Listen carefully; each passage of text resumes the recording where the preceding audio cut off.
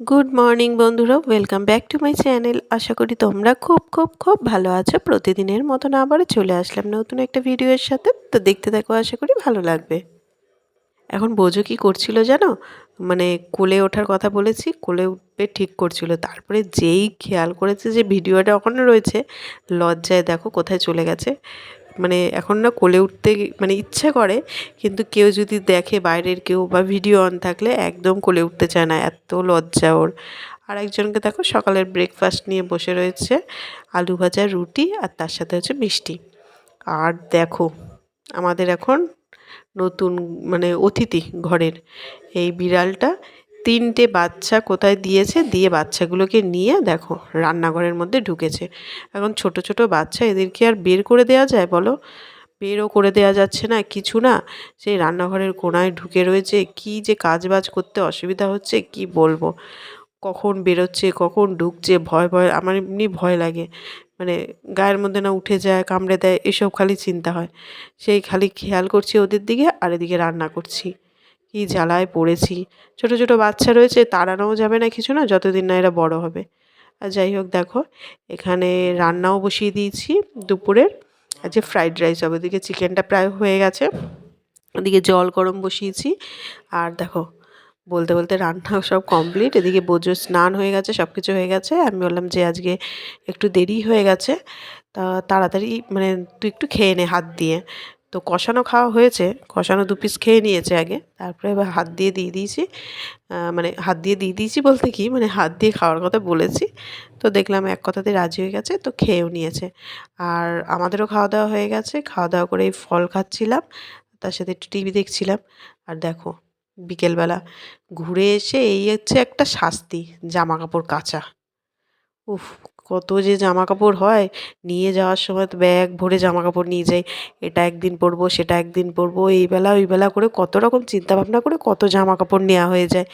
কিন্তু আসার পর যে কাচাকাচি, আর তারপরে যেদিন এসেছি সেদিন তো সকালবেলা সেই রকমভাবে কাচিনি। পরে বেলার দিকে মনে হলো যে না, রোদটা উঠেছে, যাই কটা কেচেই দিই, শরীরটা এখন ঠিকঠাক আছে। তো কিছু জিনিস কেচে দিয়েছিলাম, পরের দিন তো আবার সেই বৃষ্টি হলো, কিচ্ছু কাচাকুচি করতে পারিনি। তো আজকে আবার কিছু কেচে দিয়েছি, এখনও রয়েছে, এখনও 2 দিন কাচলে তবে গিয়ে শেষ হবে। তো সেগুলো তো করতে হবে। যাই হোক, আর তারপর জামা কাপড়গুলো সব শুকোয়ও নি, সেগুলোকে তুলে আবার রেখে দিয়ে আসলাম ভেতরে দড়িতে। আর এখন বিকেল হয়েছে, জলগুলো সব ভরে নিচ্ছি।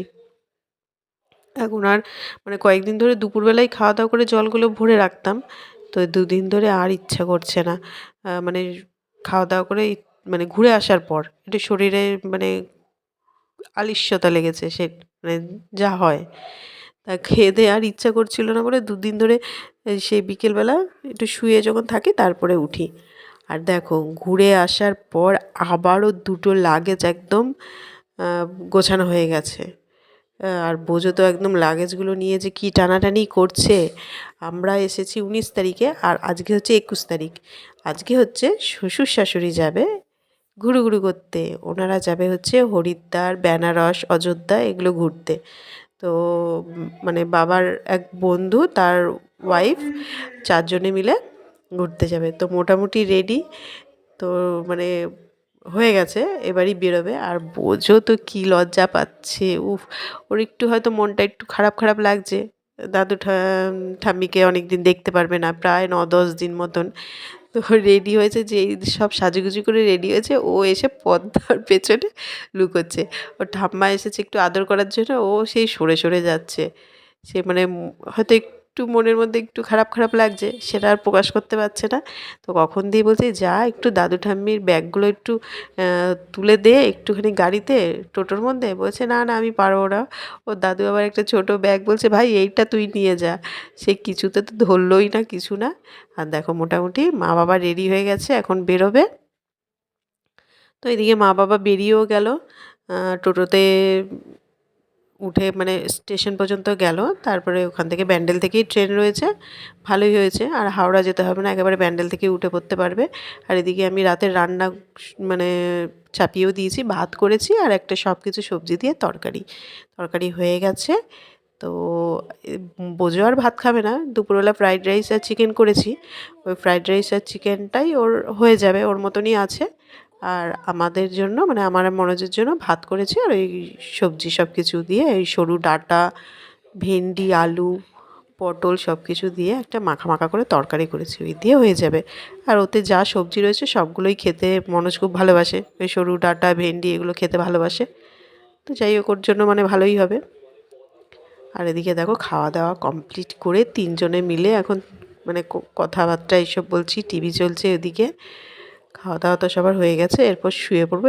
মানে এখনই শোবো না, একটু কিছুক্ষণ বসে তারপরে শোবো।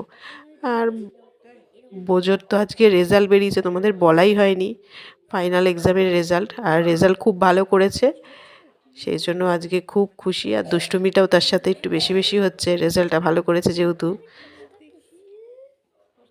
আবার সামনের মাস থেকে নতুন সেশন শুরু হবে, আর ও এবার ক্লাস 1-এ উঠলো। তো চলো, আজকের মতো ভিডিওটা এখানেই শেষ করছি। যদি ভালো লেগে থাকে অবশ্যই লাইক, শেয়ার আর সাবস্ক্রাইব করে দিও। Tata, bye bye, good night.